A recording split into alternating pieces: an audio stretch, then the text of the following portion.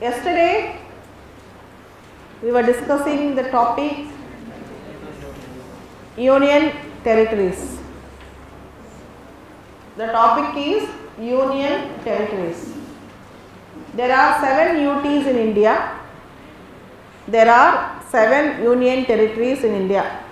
Andaman Nicobar, Lakshadweep, Pondicherry, New Delhi, it is also called as NCT, National Capital Territory of Delhi. Daman Dayu, Dadra Nagar Haveli and Chandigarh. These are all the UTs.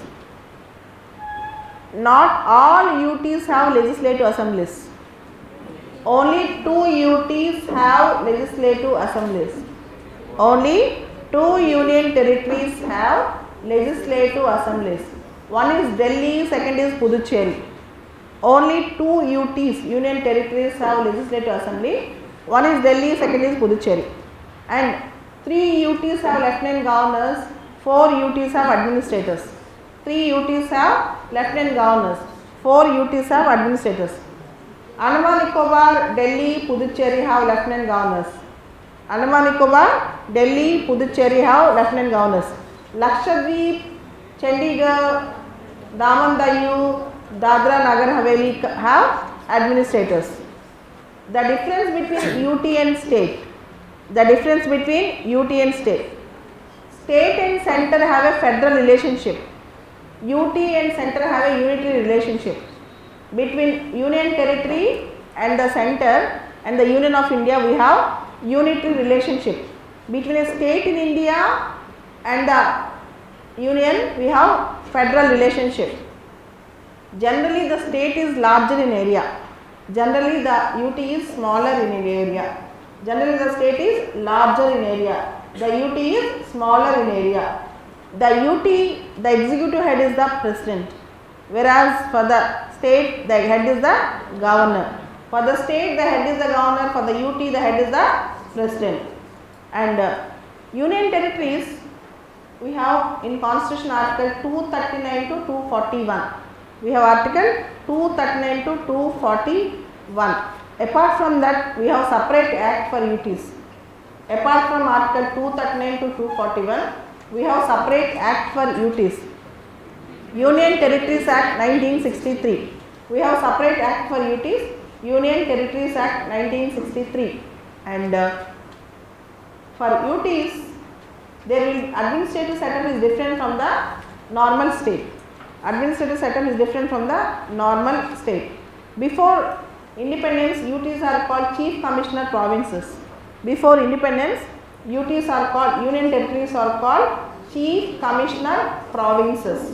Now, there are 2-3 things which you have to remember about UTs. The president can appoint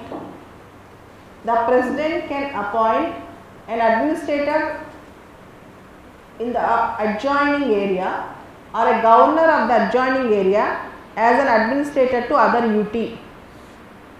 For example, a governor of a state has to follow the aid and advice of Council of Ministers with respect to state, whereas if the same governor is appointed as an administrator of UT, he need not follow any aid and advice of the state. He can directly administer the state.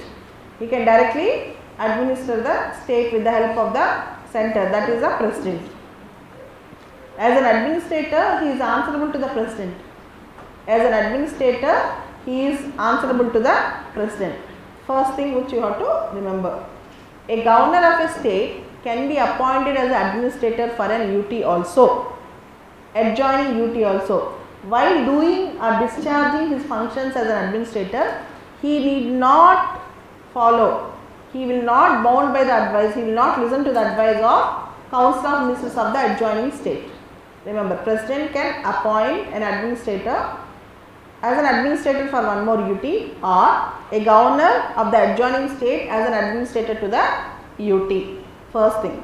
Second thing, if you consider the second thing, according to Article 239 of the Constitution, Article 239 of the Constitution, the administrator of UT or lieutenant governor of UT is appointed by the president.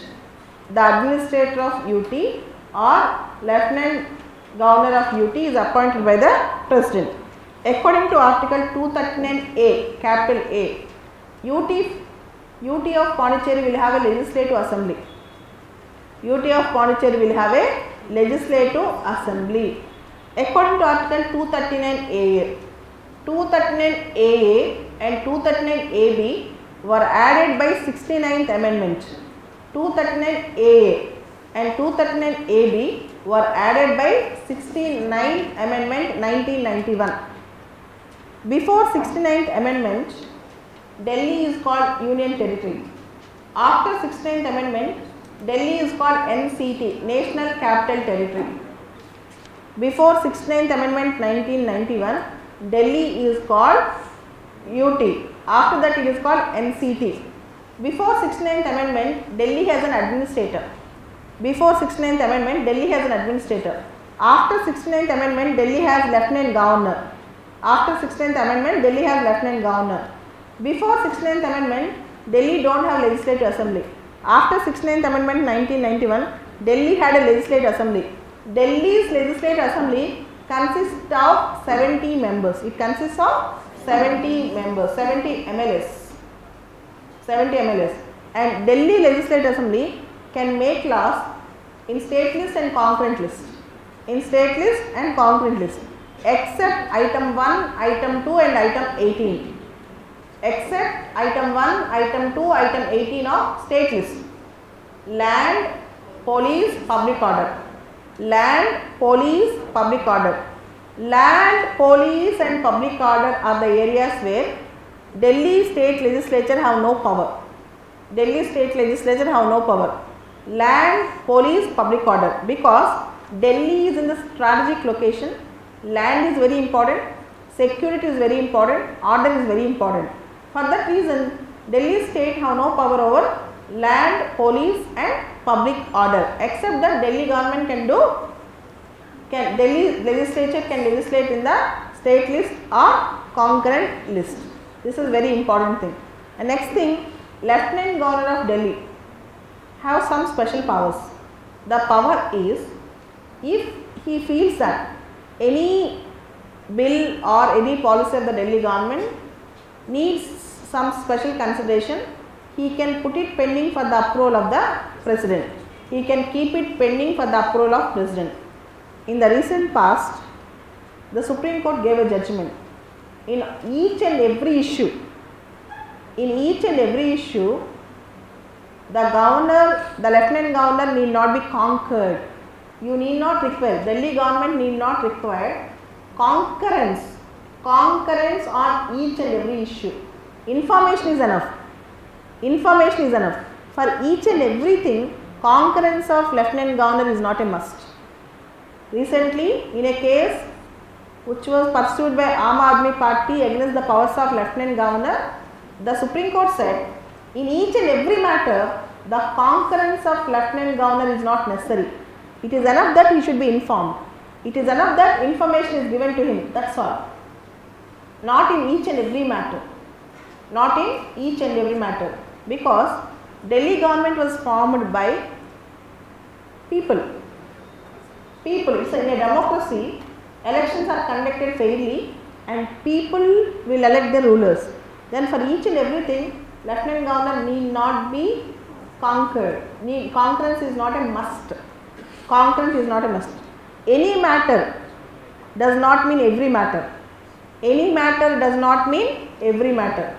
He can be consulted in any matter. Does not mean in each and every matter his concurrence is a must. In each and every. And one more thing, in Delhi Legislative Assembly, unlike other legislative assemblies, the ministry should not be 15%, it should be 10%.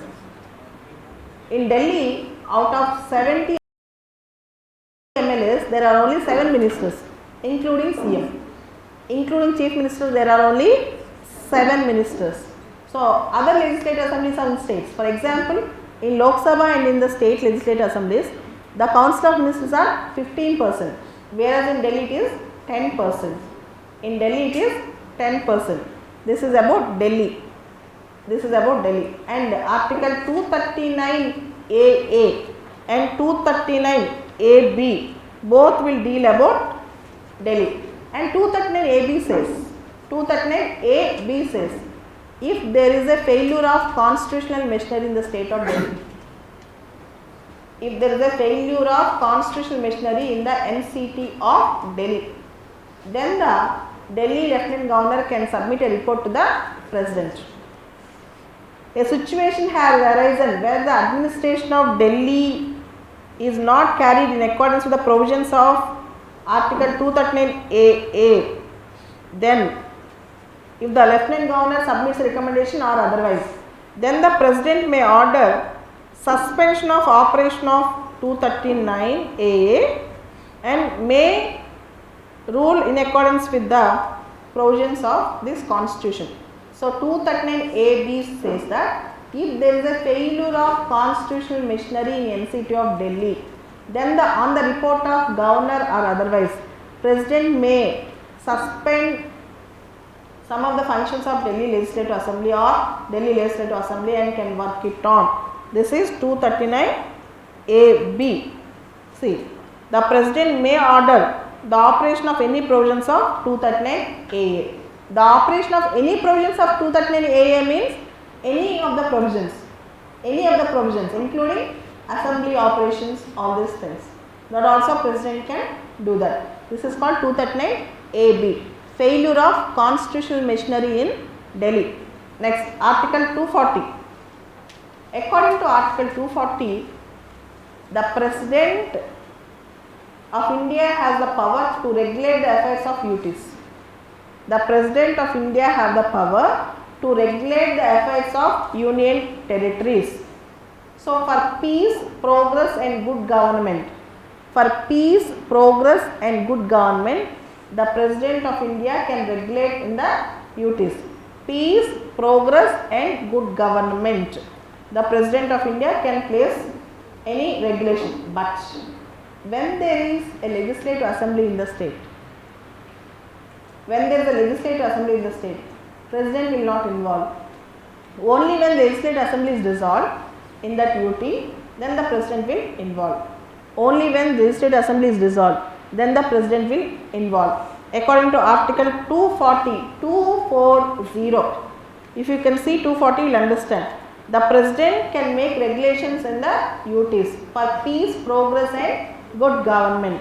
For peace, progress and good government. But President will not have such authority when the UT have legislative assembly. Only once legislative assembly got dissolved, President again regains the power. Peace, progress and good government. And you have one more important article here, Article 239B, promulgation of ordinances in UTs. The administrator of a UT can promulgate an ordinance. The administrator of UT likes governor of a state. See, you all know governor of a state promulgates ordinance according to Article 213. Governor of a state promulgates ordinance according to Article 213. In the same way, administrator of UT can also promulgate ordinance, but there is one difference. The difference is, governor of a state can promulgate ordinance without the permission of President, but administrator of UT has to take prior consent of the President before promulgating the ordinance. Okay. So, according to Article 213, the governor of a state can promulgate ordinance. He need not take the permission of the President before promulgating the ordinance. But according to Article 239B, the administrator of UT can also promulgate ordinance. But before promulgating ordinance, he should take the permission. This is a major difference between ordinance making power of the governor and ordinance making power of the administrator. Okay, done? According to Article 241, high courts for UTs. There will be high courts. High courts will be constituted for UTs. But now most of the UTs are attached with high courts of states. For example, Lakshadweep comes under Cochin High Court. Andaman Nicobar comes under Calcutta High Court. Dadra Nagar Haveli, Daman Diu comes under Maharashtra, Mumbai High Court. Okay, like that. Puducherry comes under Madras High Court. Like that, most of the UTs are related to are being under the jurisdiction of state high courts. Okay, this is all provisions of union territories. Now, why do union territories are formed? Why UTs are formed? Because of strategic location. Example, Andaman Nicobar, Lakshadweep, etc. Andaman Nicobar, Lakshadweep are in the strategic location. Sometimes because of political or administrative convenience. Political or administrative convenience. For example, Delhi, Puducherry. Sometimes Delhi, Puducherry and Chandigarh. Sometimes distinct culture. Puducherry, Daman Dayu, Dadra Nagar Haveli. Distinct culture or very small area, very small administrative division or with predominant tribal culture also sometimes. So, in these circumstances, UTs will be formed, union territories will be formed. Done. This is the story of UTs. Okay, take down the notes.